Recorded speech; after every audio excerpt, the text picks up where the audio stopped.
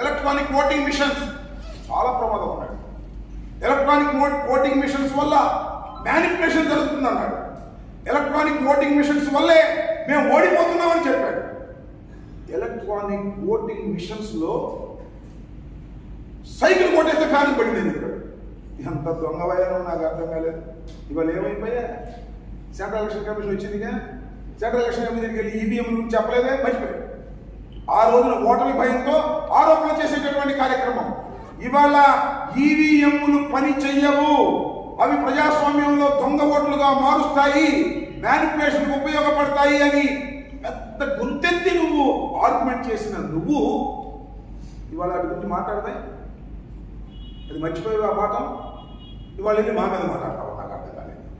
అంతేకాదు, లాస్ట్ ఎలక్షన్స్లో గుర్తుందో లేదు మీకు, సెంట్రల్ ఎలక్షన్ కమిషన్ దగ్గరికి వెళ్ళి సెక్రటేరియట్లో ద్వివేదిను త్రివేదిను ఉన్నాడు, వెళ్ళి డైరెక్ట్గా బెదిరించాడు. ఎలక్షన్స్లో ఆయన వెళ్ళి ముఖ్యమంత్రి స్థానంలో తాత్కాలిక ముఖ్యమంత్రిగా ఉన్నటువంటి నారా చంద్రబాబు నాయుడు గారు వెళ్ళి ఆయన బెదిరించే కార్యక్రమం చేశారు. ఆఫీస్కి వెళ్ళాడు డైరెక్ట్గా, సింగిల్గా లైవ్ తీసుకెళ్ళి ఆంధ్రజ్యోతి, ఈనాడు మొత్తం లైవ్ వెళ్ళిపోయి బెదిరించే కార్యక్రమం చేశాడు. ఓటమి భయం వచ్చినప్పుడు చంద్రబాబు నాయుడు గారు ఇలాంటి వేషాలన్నీ వేయటం అనేది కొత్త ఏమీ కాదు అనే విషయాన్ని ప్రజలు తెలుసుకోవాలని మనం చేస్తున్నాం. చిత్రం ఏంటంటే శ్రీదేవితో వెళ్తే వెళ్ళాడు. ఎందుకంటే ఆమె పార్టీలో, మా పార్టీలో గెలిచిన ఆయనకి ఓటేసింది, క్యాష్ కొట్టితే తీసుకుంది. ఇప్పుడు ఆయన అమ్మటే తెలుగుదేశం ఊరేగింపు కూడా తిరుగుతుంది అనుకో, అది వేరే విషయం. ఈయన లేదు, ఎవరైనా పవన్ కళ్యాణ్ పొత్తులు వాళ్ళందరూ రావాల్సిన అవసరం లేదు, ఎవరి పార్టీ వాళ్ళు వెళ్ళొచ్చు.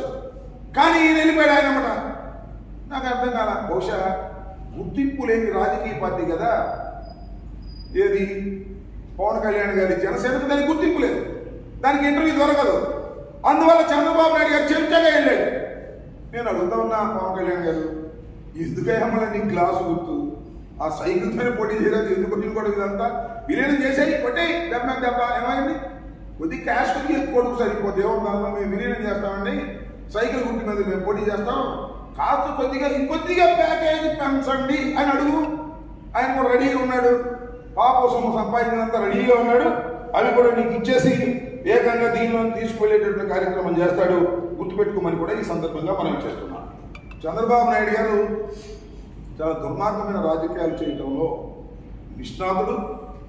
చెప్పిన మాట చెప్పుకోకుండా మోసం చేసే కార్యక్రమాలు చేస్తున్నాడు. విచ్చలవిడిగా దానికి తోడు తానా తందానా అనే పత్రికలు బయలుదేరాయి. అవి చూస్తే ఒకవేళ నిజంగా ఎప్పుడన్నా నేను పని పెద్దలు చదువుకుంటా పైన హెడ్డింగ్లు, ఎవరు చూడమని నాకు చూస్తే ఎట్లా ఉంటుందంటే ఆ చంద్రబాబు నాయుడు వచ్చేసి అధికారంలో కూర్చున్నట్టే ఉంటుంది.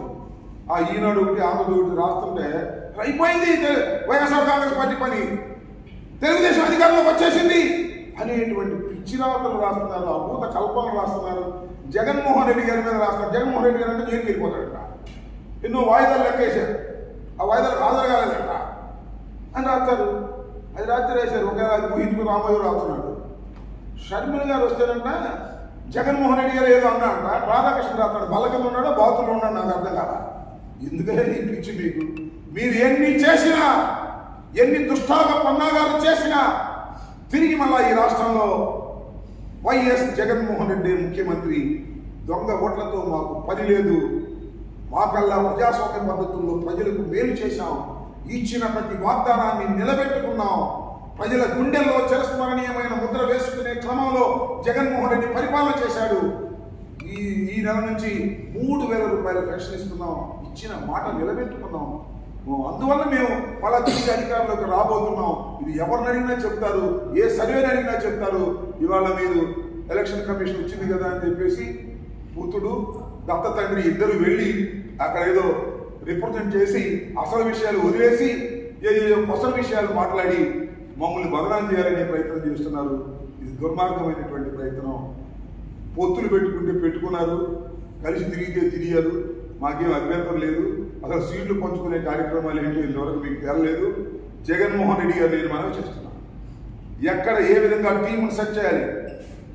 జగన్మోహన్ రెడ్డి గారి team 175 + 25 team is ready. Team రెడీగా పోతా ఉంది. త్వరలో టీంను ప్రకటించబోతా ఉన్నారు. దానివల్ల ఆయన మార్చారంటే ఈయన మీకేంటి బాధ? ఎవరిని మార్చితే మీకేంటి బాధ? ఏమయ్యా చంద్రబాబు, మేము ఎవరిని మార్చింది మీకేంటి బాధ? మా పార్టీలో మేము మార్చుకుంటాం, సమయాన్ని బట్టి మార్చుకుంటాం, వాళ్ళతో సర్దుకుని మేము టీం రెడీ చేసుకొని సిద్ధమవుతున్నాం. దానికి డిబేట్ ఆయన మార్చారే ఏందో బాధ ముసలి తల్లి, ఈయన మార్చలేదే ఏందో నువ్వు చెప్పినట్టు మార్చాలి. నాకు అర్థం కాలేదు. నీ పార్టీలో నీ సంగతి చూడు. చాలా చిత్రం ఏంటంటే మీ అందరికీ మనవి చేస్తా, ఈనాడు ఎంత దౌర్భాగ్యంగా ఉంది అంటే